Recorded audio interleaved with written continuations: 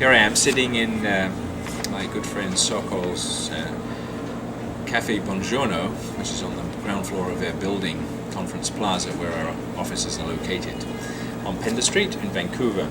The topic that I want to talk about today is what happens if you own a property and you decide you want to sell it. What happens with the tenant?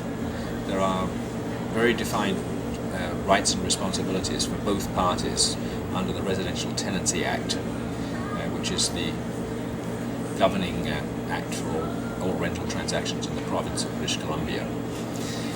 First of all, we always rent our properties on a one-year lease. And the reason we take a one-year lease is so as we know we'll get some longevity with the client, or the tenant client, that is. But after that, we always go on a month-to-month basis. That gives flexibility to the owner, that should they want to sell their property, they then are able to do it. We've had a couple of instances where owners have asked us to get another lease from the tenant, and we have done that, and then they've decided the market is very strong, they want to sell it. The rental lease takes precedent over any sale. So just be aware of that. The rental lease takes precedence over the sale, and it's almost impossible to sell a property with a long, even 10 months of lease still left on it.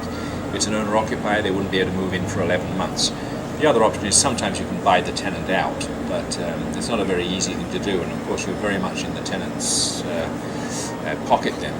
They're basically writing the rules. Anyhow, once we have that, the requirement is, should the property be sold and the owner wants to move into it, the new owner, they would have to, and this also is, should the existing owner want to move back into his own property as well, they have to give 60 days notice to the tenant that they want to move in before the end of the rental period. And the means of delivery is very regulated as well. If a notice is just posted on the door, I believe it's 3 or 4 days, it's considered that 3 or 4 days notice has to be used up just by putting it on the door. So we have to be very careful about that. I won't bore you with all those details right now. So essentially 60 days from the end of a month. The tenant then has the right to give 10 days notice to move out any time within that period, and any rent they have that's been paid for time when they're not going to be there is prorated and refunded to them. So this can be quite complicated if you're expecting that rental stream and you're not going to get it for 2 months. If they decide to move out within 10 days of being served the notice, you would be without any rent for 50 days. So something to bear in mind. And then the other thing is, they are required to receive 1 month's rent for the inconvenience of having to move. Now, a lot of owners balk at that, but the law is 1 month's rent. I just had a situation with a gentleman from overseas who didn't want to pay this. A lot of overseas owners find this absurd in their mind, that they can't get their own property back. But the gentleman that was the tenant went to the arbitration court, and of course he won.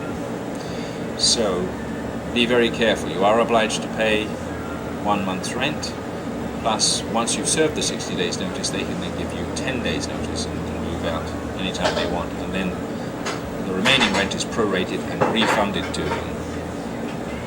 I've had personal experience with this. I bought a house not so long ago, and I had to pay out $6,000 in rents to tenants just so I could get the house back for myself.